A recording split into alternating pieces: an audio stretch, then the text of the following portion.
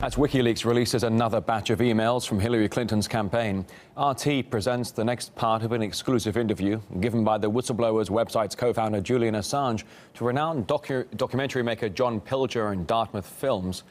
They discuss one of the most shocking leaked letters, which allegedly proves that Hillary Clinton knew the Saudi government has been directly funding Islamic State. RT's Polly Boyker investigates.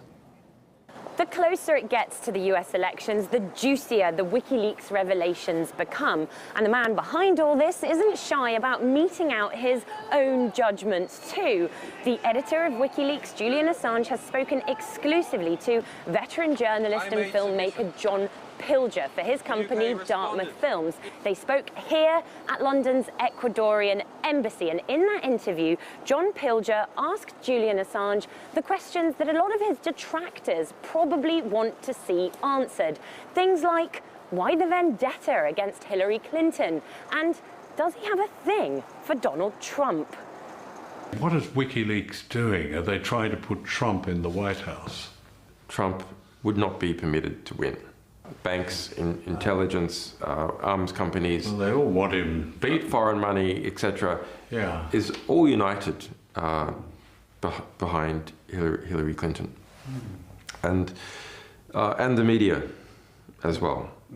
So media owners and even journalists themselves. Donald Trump's lack of support from any corner of any establishment is pretty much the opposite of the situation that Hillary Clinton is in.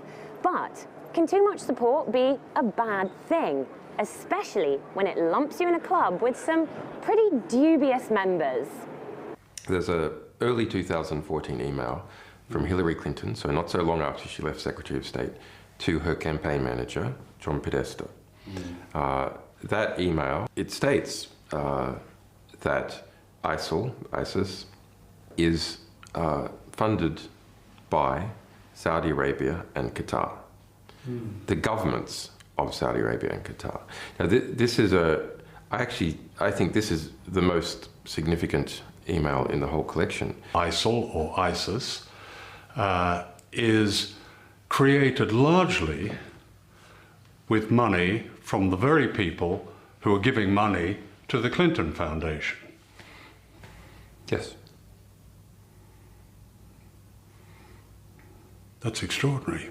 For anyone who dismissed these suggestions as far-fetched, there it is in startlingly simple terms. Julian Assange is saying he has proof that the world's most brutal terrorists and the Clinton Foundation have been bankrolled by the same people.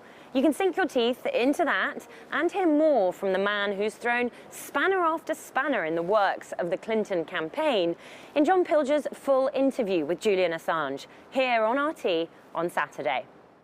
It follows previous reports of Clinton admitting Saudis were funding terrorist groups worldwide, including Islamic State. A political commentator, Marwa Osman, says it's hard to believe the Democratic Party candidate is still competing for the U.S. presidency in the wake of these revelations.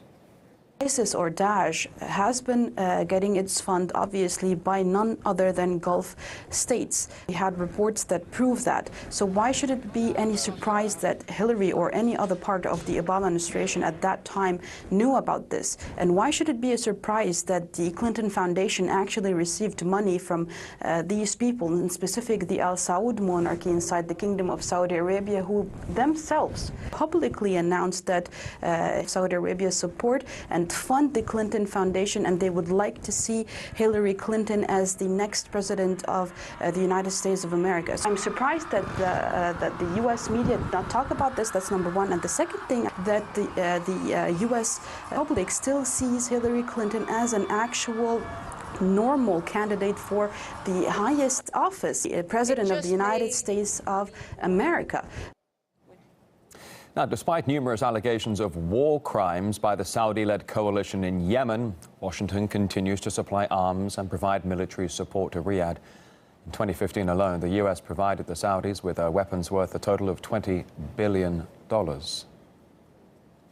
you can watch the full version of Julian Assange's exclusive interview to John Pilger and Dartmouth Films here on RT on Saturday.